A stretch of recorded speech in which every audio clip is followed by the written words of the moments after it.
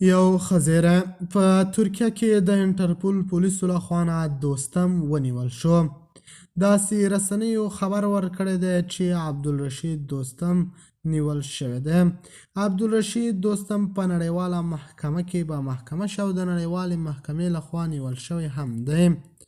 عبدالرشید دوستم پر جنگي جرمونو تورن و او په لیلي دښته کې زیات مړي هم ښخ کړي دي چې نړیواله محکمه یې غوښتې. د خرابات ټي وي چینل درنو لیدونکو سلام، ستړي مه شئ، وخت مو په خیر. هیله لرم چې جوړ او روغ به یې. په سر کې یادونه کوم که خرابات ټي وي چینل مو نه وي سبسکرایب کړی، په درنښت سره خرابات ټي وي چینل سبسکرایب کړئ.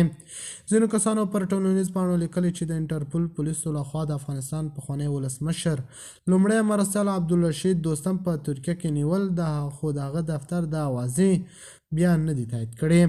عبدالرشید دوستم وړم کال په هیواد کې له سیاسي بدلون وروسته ترکیې ته ولاړ او اوس هلته ژوند کوي. ځینو کسانو په تیرو څو ورځو کې پر ټولنیز پاڼو د مدبعه سرچینو په حواله لیکلي چې عبدالرشید دوستم د انټرپول پولیسو لخوا په ترکیه کې نیول شوی دی. هغوی پرته له دې چې سرچینې څرګنده کړي زیاته کړې چې په نړیواله محکمه کې پر دوستم د مالي اختلاس ترڅنګ د بشري جرمونو په تړاو شکایتونه ثبت شوي وو.